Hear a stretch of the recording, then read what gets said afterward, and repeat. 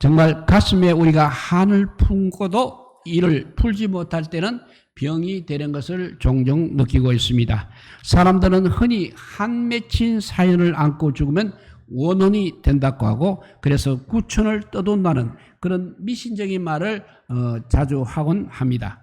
개인적인 원한도 문제이겠지만 한을 가진 사람들이 어울려서 한꺼번에 결집될 경우는 사회적인 문제로 발전까지 하는 것입니다. 근래 우리나라에서 이러한 유사한 증후군들을 자주 볼 수 있습니다. 자기와 직접 관련이 없는 일인데도 불구하고 어떤 이슈나 어떤 빌미가 생기게 되면 모두가 한 목소리를 내며 군중의 힘으로 폭발적인 위력을 발휘하기도 하는 것입니다.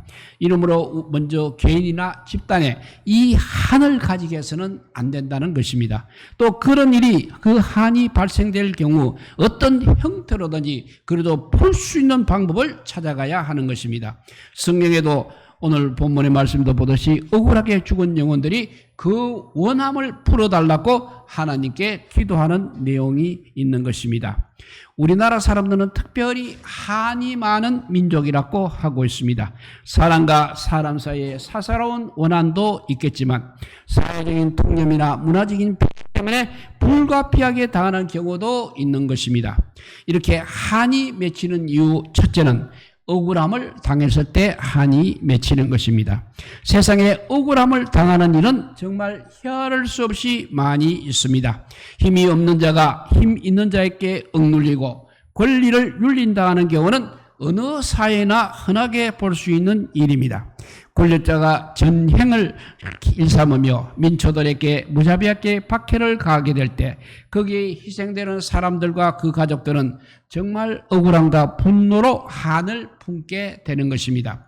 사람들은 땅에서 못다 푼 한은 죽어서까지 원한이 된다고 말하고 있습니다. 오늘 본문 말씀에도 억울하게 죽임을 당한 영혼들이 하나님께 자기들의 원한을 풀어달라고 부르짖는 기도가 기록되어 있습니다. 이렇게 한이 맺히는 이유 첫째는 억울함을 당했을 때인 것입니다. 두 번째는 원통한 일을 당했을 때 한이 맺힙니다. 어쩔 수 없이 당해야 할 안타까운 일들이 가슴에 한으로 남게 된다는 것입니다. 젊은 나이에 사랑하는 남편이나 아내를 잃고 혼자서 힘들게 살아가는 사람은 평생 동안 지워지지 않는 상처가 있는 것입니다. 자식의 죽음이나 불행에 겪은 사람도 그 안타까움을 항상 가슴에 묻고 살아가고 있는 것입니다. 이런 일을 겪는 동안 우리 인간의 무력함과 한계를 실감하면서 가슴 속에 엉어리와 맺힌 한이 결국은 병이 되어 남기도 하는 것입니다. 이렇게 한이 맺히는 이유 첫째는 억울함을 당했을 때, 두 번째는 원통한 일을 당했을 경우입니다. 세 번째는 꿈이 좌절되거나 믿었던 일이 숲으로 돌아갈 때일 것입니다. 꿈이 있는 사람은 이를 이루고자 거기에 전력을 투구하게 됩니다. 그러다가 그 희망이 무산될 때 좌절과 낭망을 하게 됩니다. 그것이 또 한으로까지 남게 되는 것입니다. 또 가족 간의 갈등과 반복이 빚어지거나 대상같이 믿었던 사람에게서 배신을 당했을 때도 그 충격의 여파로 많은 후유증을 앓게 되는 것입니다. 사람들은 누구나 이런 정신적인 충격을 받게 되면 신체적인 장애까지 앓곤 하는 것입니다. 이렇게 한이 맺히는 이유 세 가지입니다. 억울함을 당했을 때, 두 번째는 원통한 일을 당했을 때, 세 번째는 꿈이 좌절하거나 믿었던 일들이 숲으로 돌아갈 때인 것입니다. 그러면 한을 푸는 방법입니다. 이교 사회에서는 무당을 불러 토닥거리를 하거나 원혼을 달랜다는 명목으로 진혼 구슬하는 등 무속적인 방법을 동원해서 한을 풀고 있습니다. 이처럼 우리 인간의 역사에는 시대와 환경에 따라서 다양한 방법으로 한을 푸는 것을 시도하였던 것입니다. 그래서 한을 푸는 첫째는 복수하는 것입니다. 역사의 진전 과정에서 보게 되면 어디에서나 이런 원한과 보복의 악순환이 항상 이어져 왔습니다. 일본의 사무라이 세계에서 칼잡이들이 벌이는 활극들은 대부분 이렇게 한 맺힌 복수의 장면을 연출하고 있는 것입니다. 또 중국의 무협지에 나오는 주인공들은 그야말로 복수를 위해서 태어나서 원수 갚는 것으로 끝을 맺고 있습니다. 그런 것에 비하면 우리나라의 전설이나 신화는 죽은 다음에 원기가 되어서 원하는 음망하는 귀신이겠죠. 그래서 생전에 한을 푼다는 이야기가 많이 나오고 있습니다. 그래서 이 한을 푸는 방법 첫째는 복수를 하는 것이라 했습니다. 두 번째는 반대로 체념하고 도피하는 것입니다. 마음속에 타오르는 분노나 원통한 사연을 품고 있으면서도 이를 쏟아내거나 풀지 못하면 곧 병이 되는 것입니다. 그렇지만 대부분의 사람들은 자기 속에 있는 것을 남에게 드러내지 못하고 혼자 고민하면서 자신을 학대하기에 이르는 것입니다. 옛날에는 결혼하자마자 소박을 맞거나 청상가부가 되는 경우 여인의 팔자탓을 하면서 소복을 입고 수절을 해야 하는 풍습이 있었습니다. 여기서 조금이라도 마음이 헛들어질 경우 스스로 목을 매거나 언장도로 자결하는 것을 덕목으로 삼아 왔습니다. 지금도 명망 있는 가문이 자랑으로 여기는 홍살문의 그 내역도 따지고 보면 여인의 한을 이렇게 미화시키는 잘못된 풍습의 유적들이라 할 수 있겠습니다. 요즘 우리 주위에 지휘구화를 마련하고 자살 정글이 이렇게 만연하는 것도 바로 이 체념과 도피의 현상이라 할 수 있겠습니다. 이렇게 한을 푸는 방법 첫째는 복수를 하는 것이고 두 번째는 오히려 반대로 체념하고 도피하는 것입니다. 세 번째는 예술이나 작품으로 이제 미화를 시키는 것입니다. 비기독적인 관점에서 인간의 불행과 한을 발판으로 하여 예술과 문학 작품으로 발전시키는 흔하게 찾아볼 수 있습니다. 특히 우리나라의 경우 지역마다 특정인의 한 맺힌 설화나 전설을 상품화하여서 문화상품으로 개발하기도 하는 것입니다. 90년도 초에 임권택 감독의 영화 서편제라는 것이 있습니다.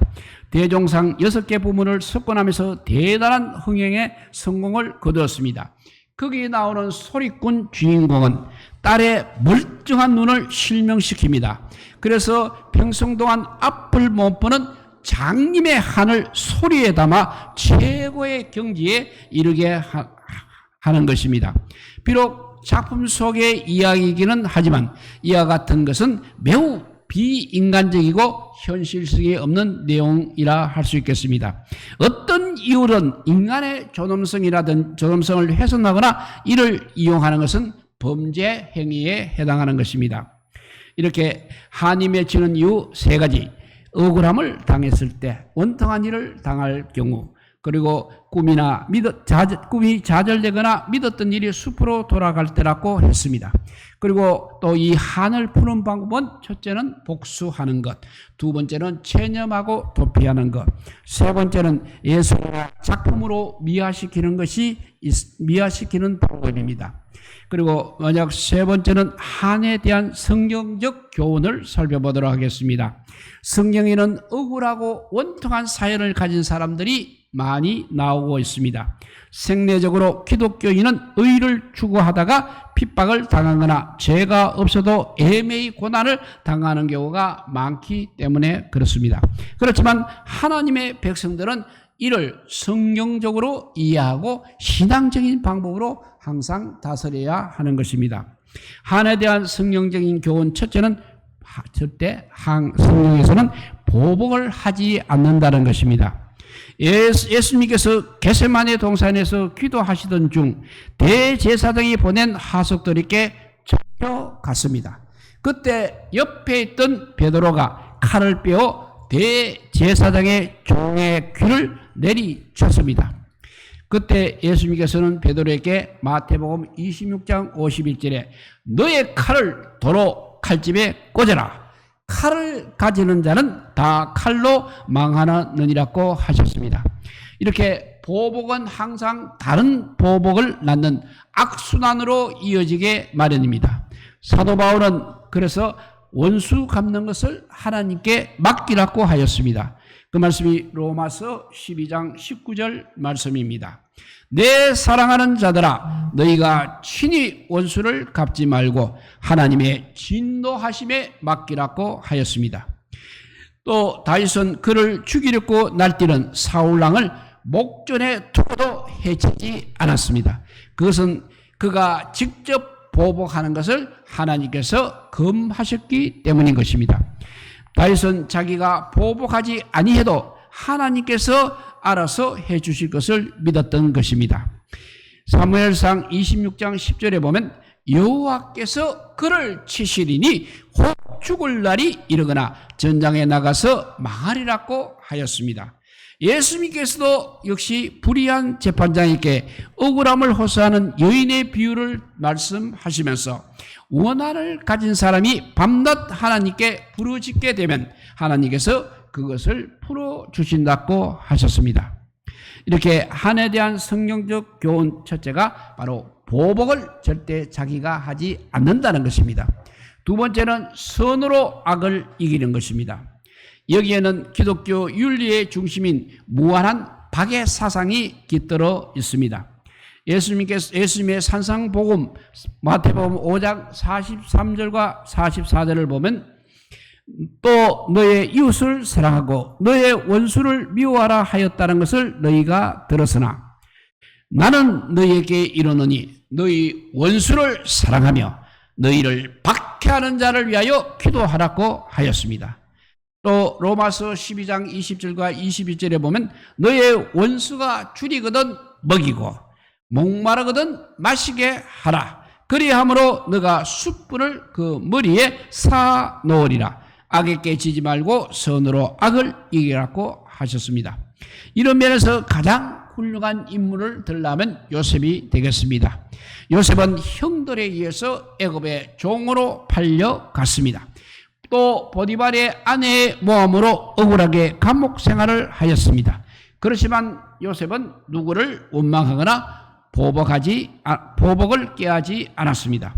훗날 그가 총리가 되었을 때 자기에게 무릎을 꿇고 용서를 구하는 형들에게 눈물을 흘리면서 창세기 50장 21절에 보면 내가 당신들과 당신들의 자녀들을 기르리다 하고 간곡한 말로 오히려 그들을 위로해 주었습니다.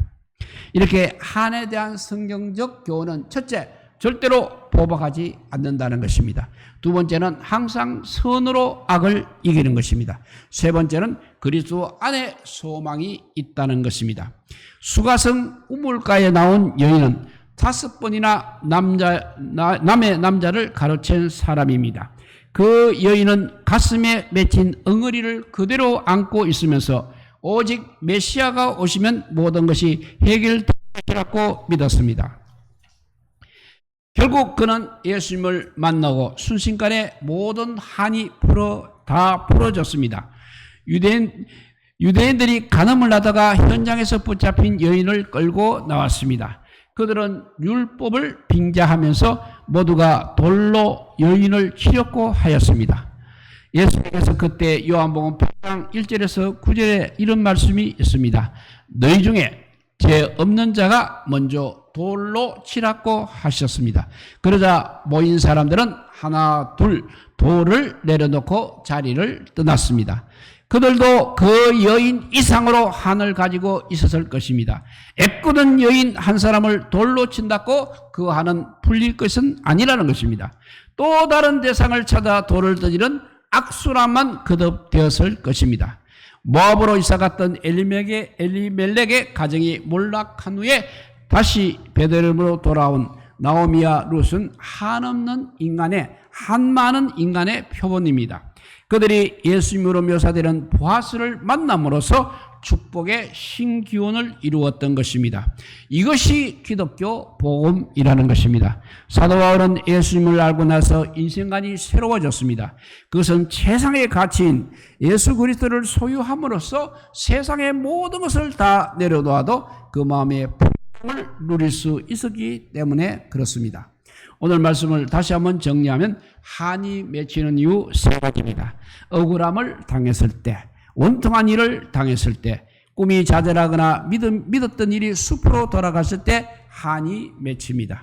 두 번째, 그 한을 푸는 방법입니다. 복수를 하는 것입니다.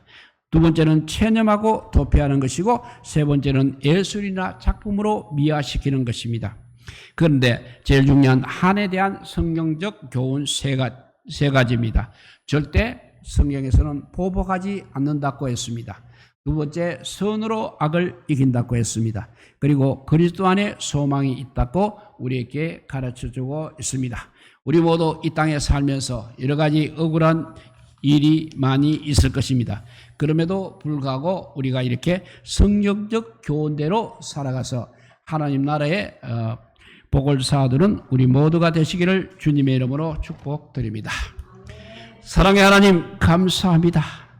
정말 이 땅에 살면서 한이 없는 사람이 있겠습니까? 그래도 내가 남에게 한을 품게 하지 않았다는 것만으로 만족할 수 없습니다. 그 한을 말씀으로 성경으로 풀어주는 저희들 되게 하여 주시옵소서. 그리고 절대 다윗 왕처럼 보복하지 않는 저희들 되게 하여 주시고 오히려 선으로 악을 이길 수 있는 능력 주님께서 허락하여 주시옵소서.